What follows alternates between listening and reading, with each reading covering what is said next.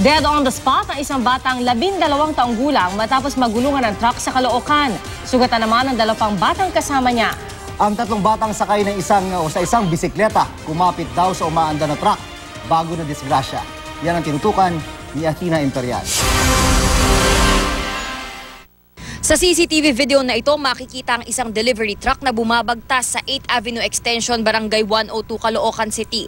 3 batang lalaking nakabisikleta ang sumabay sa takbo ng truck. Kumapit pa sa truck ang batang nakaangkas sa likod ng bisikleta. Ilang saglit lang, sumabit sa nakaparadang tricycle ang mga nakabisikleta, tsaka pumailalim sa pagitan ng front at rear tires ng truck.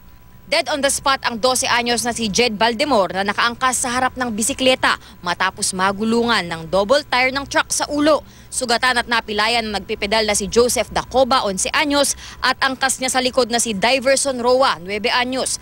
Ayon sa truck driver, isang babae ang nagpahinto sa kanya at sinabing may bata siyang nasagasaan. Hindi niyo po naramdaman habang nag-drive kayo na may sa gulong, may sumabit or something? Hindi po, kasi mabigat yung karga ko eh. Saka isa pa, may hams doon, malit na hams. Paglampas ko ng hams, daan-daan lang ako doon. Tumangging humarap sa media ang pamilya ng nasawi sa insidente. Pero ang alam daw nila, may bibilhin dapat sa palengke ang mga biktima. Pa-file namin, reckless imprudence resulting to homicide doon sa namatay.